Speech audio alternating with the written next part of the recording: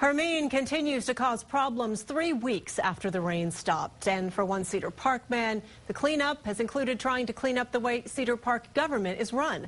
Rhonda Lee live in Cedar Park tonight, and she spoke with that homeowner. Rhonda?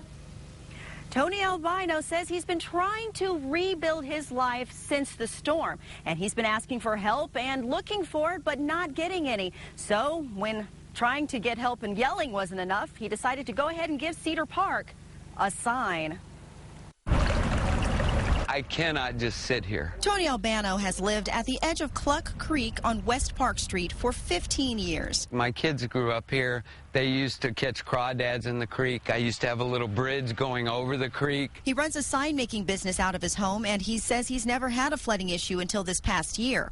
He says thanks to the City of Cedar Park, his home and business were nearly washed away after Tropical Storm Hermine. The shop completely flooded, 4 feet. Albano says they've done a bad job of maintaining the creek, and it's not from his lack of trying to tell them. I called the city manager and expressed my concerns that it was hurricane season, it's rainy season, the creek needs to be cleaned again.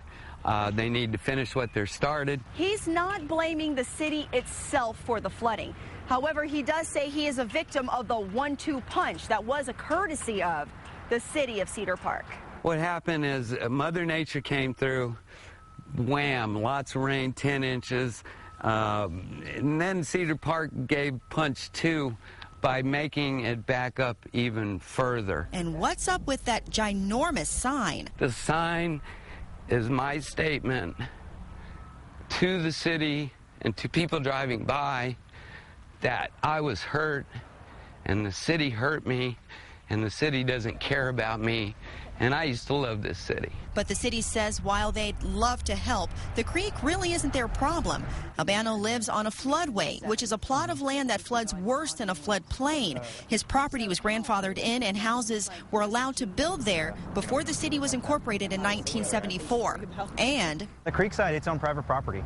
When you look at that, there's no city easement that goes through his property, so we don't have the property to maintain. Still, Albano claims that the city has been damming the creek for years as they build new subdivisions, a claim the city adamantly denies. We're trying to outreach as much as possible, but there's only a limited amount of things that a city has the power to do. And Tony says FEMA did visit the area shortly after the storm, and FEMA was back in Williamson County today assessing damage on businesses and public facilities.